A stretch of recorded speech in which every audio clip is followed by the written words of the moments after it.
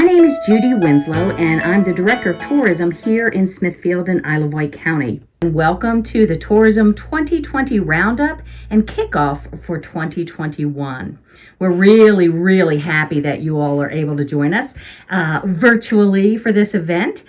This is a great way for us to tell you what our department has been doing over the past year and to let you know what our upcoming plans are for the next fiscal year. So buckle up and enjoy the ride. So here we go. I wanted to start off today with a 10,000-foot view of what the mission of the entire tourism department is. If you ever want to look back to review this is actually on the budget that we submit to both the town of Smithfield and Isle of Wight County every year.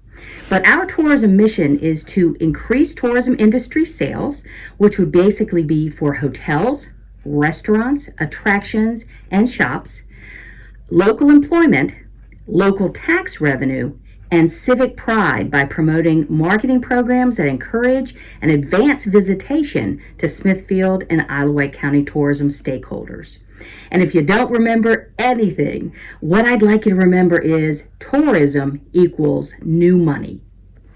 What I really mean by that is that this is money coming into our community, being spent at hotels, attractions, shops, restaurants that would not normally be coming into our community. This is money from visitors.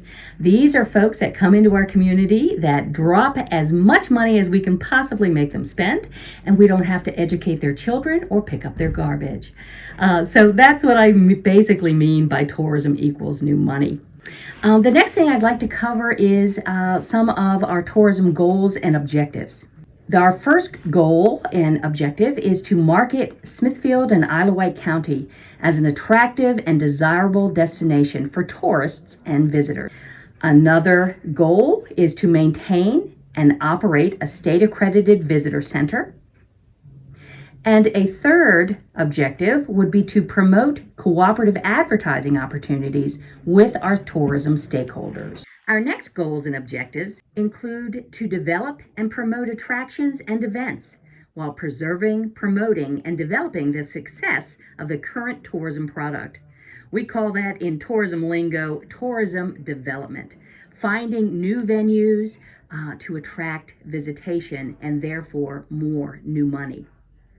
Another one would be to maintain and increase consumer, group, and tour and travel business, and to promote and attract travel writer stories. Now, this is from a very diverse group of folks. Travel writers aren't just people who work for magazines anymore.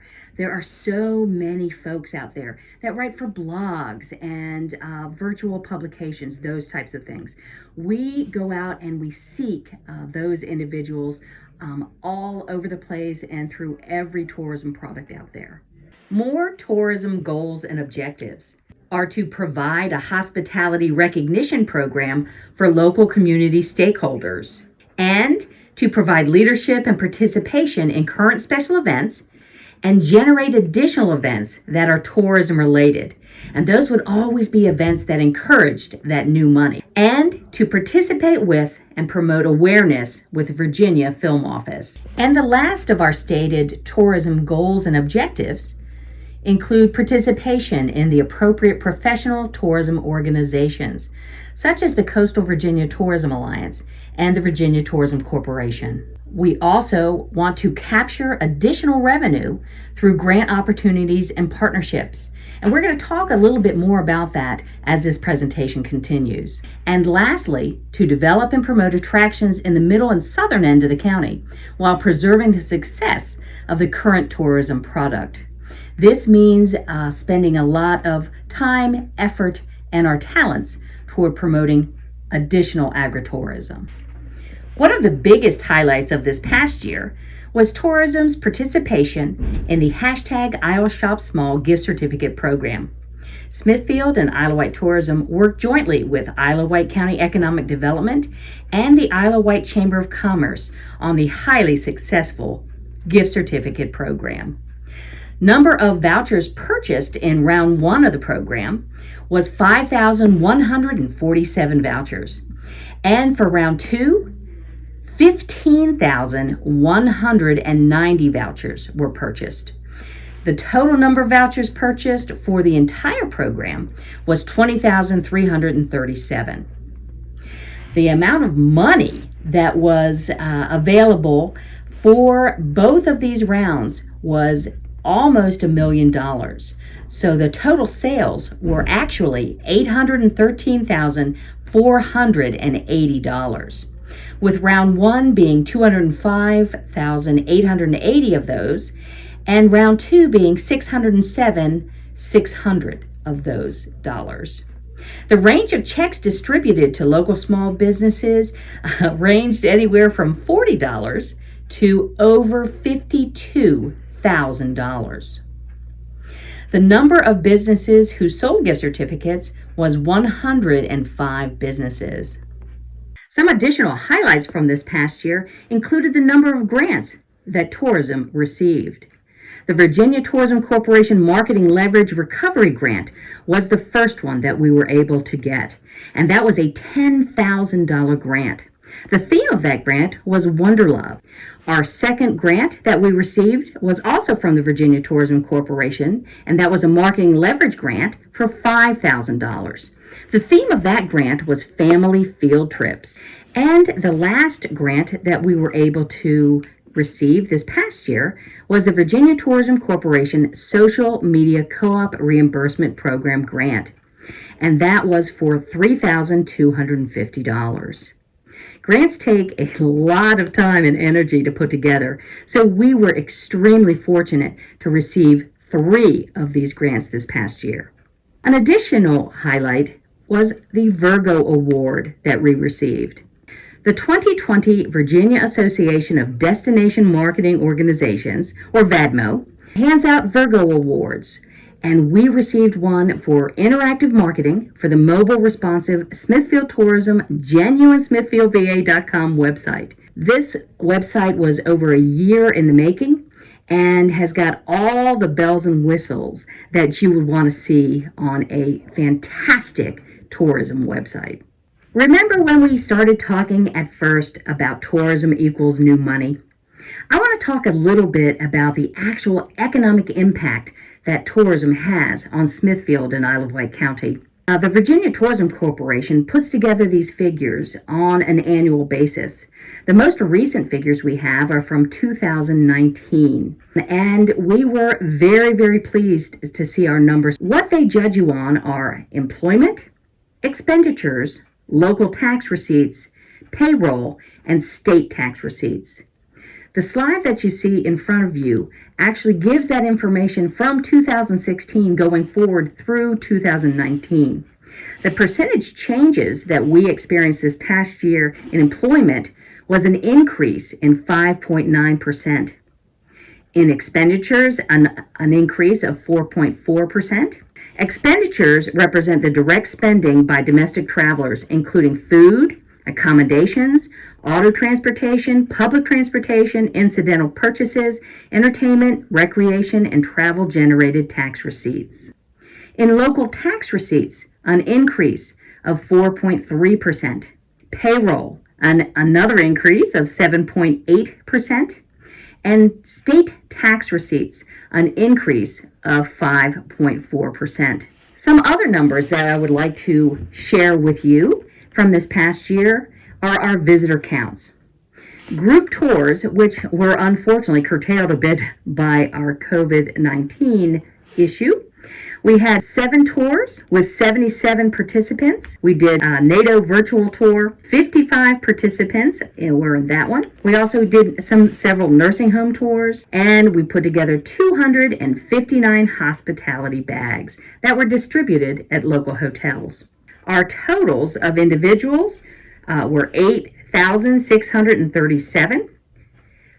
First-time visitors were 3,413, and our total number of touches, and this is the number we really look at, was 18,578. Total touches is the number of brochures distributed at Williamsburg timeshares, sales calls, the number of brochures removed from the after-hours kiosk at the visitor center, the number of hospitality bags distributed, visitor counts from the Isle of Wight County Museum and their monthly tours, and participants in tourism-sponsored group tours, plus the folks that walk in the front doors at the visitor center. One of the positive aspects of going through the COVID-19 pandemic this past year was the fact that we were able to do an incredible amount of additional training. You'll see on your screen all of the various meetings and trainings that we were able to attend this past year. That includes workshops and webinars and all sorts of county-sponsored training that we went through both as a group and as individuals. For this upcoming year, 2021, several of the initiatives that we've outlined are to create, highlight, and promote boutique events. That is, at least until we are COVID-19 safe. And Connie is going to go into that a lot deeper with you as we continue with this presentation. Plus, we're going after a Drive 2.0 grant from the Virginia Tourism Corporation. This is a grant that we're really excited about because it gives our stakeholders an opportunity to participate in tourism development going forward. And I think it'll be a lot of fun for those who join us in that adventure. We're also looking forward to continuing to work with the genuine merchants of downtown Smithfield to plan and implement special promotions throughout the year. Also, we're going to continue to grow Smithfield and Isle of Wight County's Restaurant Week program, and that is going to be in September. I'd love for you to take a look at all of the 2021 initiatives that we've got planned coming up. We would be delighted to email you a copy of the entire tourism annual report from 2020. And this allows you to keep all of that information on hand so that you can refer to it at any time.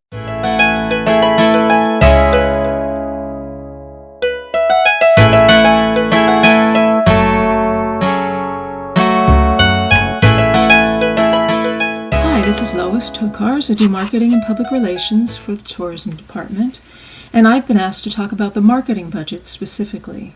We're actually halfway through our fiscal year, which runs July 1st through June 30th. So today we'll look at our proposed 21-22 budget. This budget is based on no increase, and bear in mind it's not yet been approved, so this is a proposed budget. So there's a new term that's been adopted industry-wide for tourism agencies, and that is DMO, and that stands for Destination Marketing Organization. We're not Parks and Rec, we're not the hospitality department of the town and county. Our mission is to bring in outside dollars via tax revenue to the town and county. As we like to say, we want to put heads in beds and feet on the street. So that's what we do. But who are we trying to reach? Well, our main target audiences are regional. That's folks in the coastal Virginia area, and that includes Virginia Beach and Williamsburg, and of course the visitors there.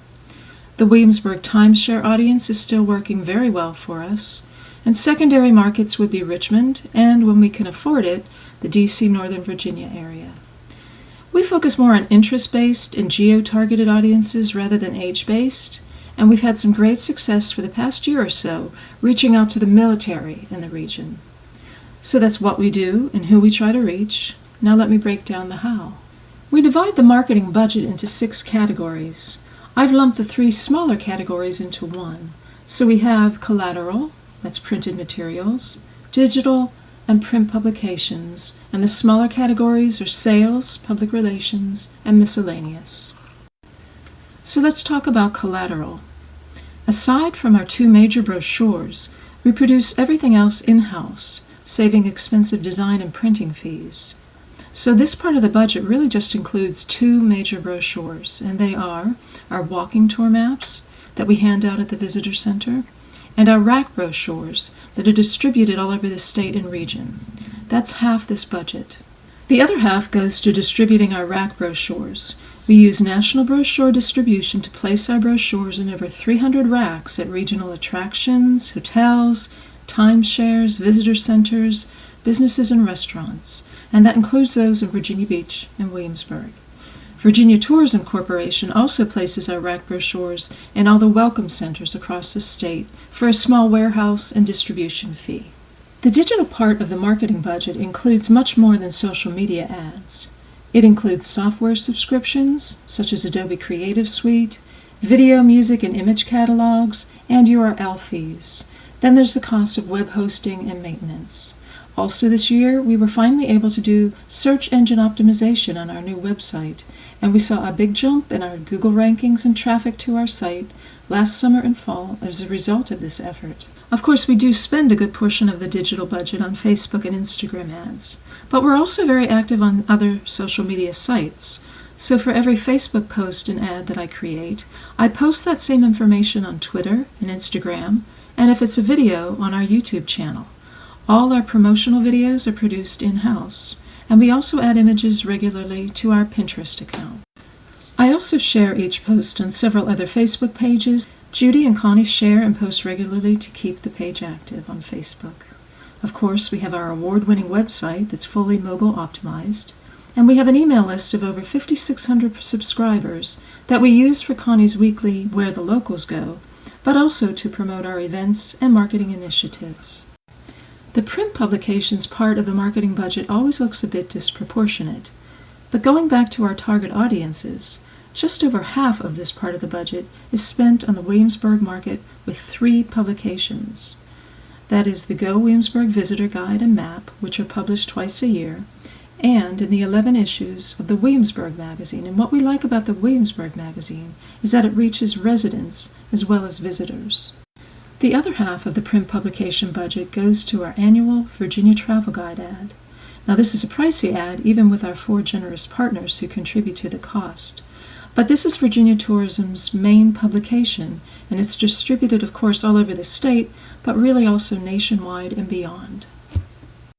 The last categories are the sales category, which includes costs for our monthly sales calls to the Williamsburg timeshares, public relations, which includes costs for entertaining bloggers, travel writers, and the folks we visit on our sales calls to the Williamsburg timeshares, and our miscellaneous category, which can include regional efforts, such as the Salty Southern Route, Toast the Coast with Newport News. It can include grants, remnant ads, and other marketing opportunities as they come up. We also provide design services to other town and county departments, including, for example, exhibit design for the museum, signage and promotional materials for the fair and other county programs and events, and much more. Just to briefly review 2020, when the pandemic hit, our budget was frozen for several months, and so we pivoted, as they say, to become a resource to support local businesses. With information on grants, signage, and flyers, we created a safety video in-house, and we worked with the Chamber of Commerce and Isle of Wight Economic Development on the successful Isle Shop Small gift card programs. And when we were able to post again, we followed Virginia Tourism's lead with their campaigns, We'll Be Waiting for You, Just Around the Corner, and of course, WANDERLOVE, with videos and social media ads. Next, I'd like to talk about the grants we received from Virginia Tourism Corporation this year and how we've spent those funds. Both of the grants we received are Virginia Tourism's Marketing Leverage Program grants, and there are very specific rules about how these funds can be used. For example, they can't be used for salaries, admin costs, research, even promotional swag. These are strictly marketing grants. And for both grants, we had to submit a detailed marketing plan, listing our theme, the target audience, cost and size of any ads, when and where they would run, and even how we will measure the results. Both of these grants are also based on what Virginia Tourism calls a hub and spoke one-day itinerary. The hub being your primary lure, the main selling point at your destination, and the spokes being the supporting attractions, shops, restaurants, and lodgers around that theme. So for the first grant, for $10,000, it was required that we use Virginia Tourism's WANDERLOVE theme. Our campaign was a WANDERLOVE road trip to Hamtown, USA. So with the $10,000, we created 7 videos and 7 podcasts in-house. Many of you participated in these, and we promoted these on our website and social media sites. We will have placed, because this campaign is still ongoing, $3,900 in Facebook and Instagram ads, and this figure includes promoting the videos and podcasts. Also included in the $10,000 are the Wednesday WANDERLOVE challenge videos with Connie Chapman and Krista Moda, where they tour 2 different shops each week via Facebook Live. Maybe you've been able to catch these live, but we also edit the live videos in-house to create promotional videos that we use for social media ads. We also ran super targeted digital ads in August of 2020, receiving over 500,000 impressions. We ran a print ad in Richmond Magazine's travel section in August of 2020, and we were very excited to be able to purchase wonderful new photography from a very talented and local photographer, Ellie Condit, and that was where we spent our $10,000.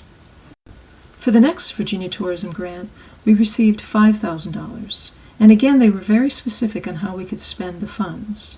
So this time we created 4 themed family field trips, each based on a 1-day itinerary. We also included tips on how you could extend that trip to a weekend and overnight. But we felt this theme would appeal to families as an opportunity to get out of the house, yet still be doing something educational. The themes are history, art, agriculture, and plants and animals. We created 4 downloadable field guides and promotional videos in-house. And this campaign is really just beginning in this spring, but it also includes super targeted digital ads that will run in May of 2021 for more than 500,000 impressions, a print ad in the Richmond Family Magazine, and will be featured on covamagazine.com's website and emails as a featured story.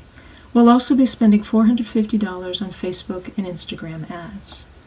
Finally, this year, we're also participating in Virginia Tourism's Social Media Co-op program, where we receive a 25% reimbursement for the total amount we spend on social media ads. And this year, we should receive just over $3,200 from this program.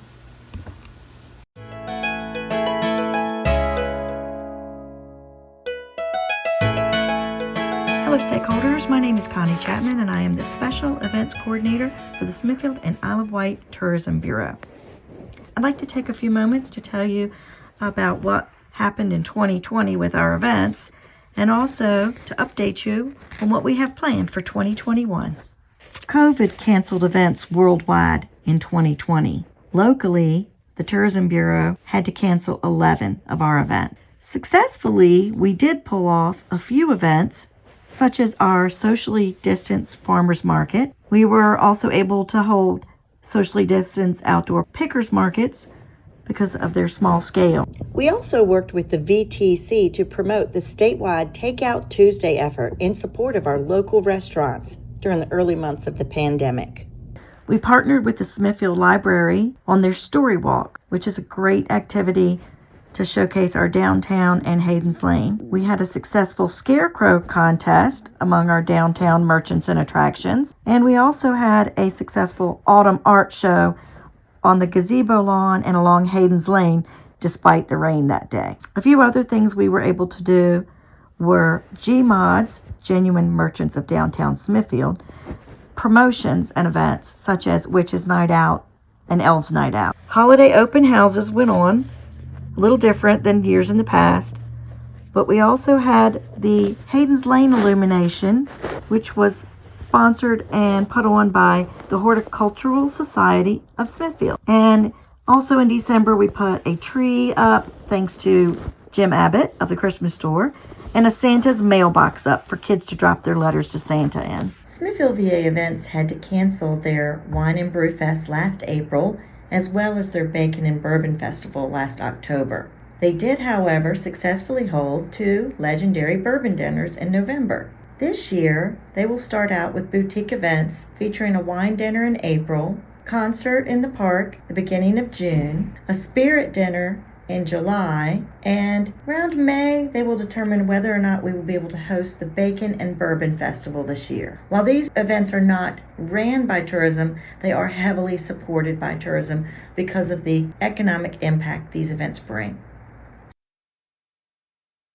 Our Instagram contest will feature our Love Work sign, which is located at 228 Main Street, right by the Smithfield Times building. We will decorate it every holiday and seasonally throughout the next 12 months, and we encourage folks visitors and locals alike to take a photo with our Love Work sign and post it to their Instagram with hashtag Smithfield Love. In March, we started back the weekly farmers markets, and those are going to be Saturdays, and soon they'll be coming to Carrollton on Wednesdays, but that doesn't start until May. We will have pickers markets on second Saturdays, as well as Ivy Hill Cemetery tours. But new this year, we're adding the second Saturday art market, which will be from 9 to 1. Also in April, we're going to partner with the Smithfield and Isle of Wight Library. We're going to do more story walks. And then in May and October, we're going to have a little bit larger art show encompassing not just the Times lawn by the gazebo, but also Hayden's Lane. With restrictions being eased recently, we've decided to go ahead with the Vintage Spring Market. This will be held at the Isle of Wight County Fairgrounds on Saturday, May 1st, with a rain date of Sunday, May 2nd. Because this is a fenced-in area and we can control the attendance, we will be selling tickets online only for this event. Stay tuned for more on this. We will have a trivia walk on Hayden's Lane in June. Then we'll have a summer story walk series in late July into August, and that's another partnership with the Smithfield Library System. Then in the fall, we are planning to continue our second Saturday art market for September and October, and we're going to add a second restaurant week. The Scarecrow Stroll we did last year was so much fun, so we're going to do that again. November, we'll roll around with Christmas open houses. Then it'll be time for our tree lighting, Light Up Maine. And then on November 20th, we're going to plan for our street closure mistletoe market. Christmas parade will be back on the second weekend in December. We are very excited to bring events back to you. Thank you for your patience, and we'll be back. Now I'm going to take a few moments to tell you about the special events budget. The budget is broken down into 3 areas, and those are event costs, staffing, and promotion. Let's start with staffing. Staffing includes town services from the police department and the public works department. Police may be hired for events to handle road closures, traffic assistance, crowd control, and safety. Public works is necessary for trash removal, barricades, no parking signage, and other. We also have to hire a restroom attendant for large street closure events, and then we may need judges or MCs for other events. The next area I'd like to talk about is promotion, and that consists of signage. Signage covers banners, posters, and yard signs and such, Facebook ads, and email subscription. We use this service for our weekly Where the Locals Go newsletter, as well as sending out press releases, surveys, creating lists and groups, and to do reporting. The last area is event costs. This incorporates entertainment, supplies, awards, and rentals. Entertainment may be hiring bands, musicians, performers. Rentals may be tents, tables, chairs, stages, generators, porta potties, and hand washing stations. So that in a wrap is our budget. Thank you so much for joining us today for the Tourism Roundup 2020 and kickoff for 2021. This program has hopefully answered some of your questions and covered a variety of marketing programs, activities, and events, as well as our departmental responsibilities, budgets, plans, and priorities for the coming year. We also put together a printed annual report that we are delighted to share with you. We invite your further questions, and if appropriate, we'll put together a follow-up video with Q&A as well. Follow-up video questions will be accepted until the end of March. And as always, we maintain an open door policy to address your concerns, questions, and suggestions as they arise. And don't forget, for those of you trying to stay abreast of local events, the best way to do that is to subscribe to the weekly e-blast, Where the Locals Go. Check our website at www.genuinesmithfieldva.com or visit our Visit Smithfield VA Facebook page. These are updated weekly, if not daily. And once again, thank you for your time today and for being our partners in hospitality.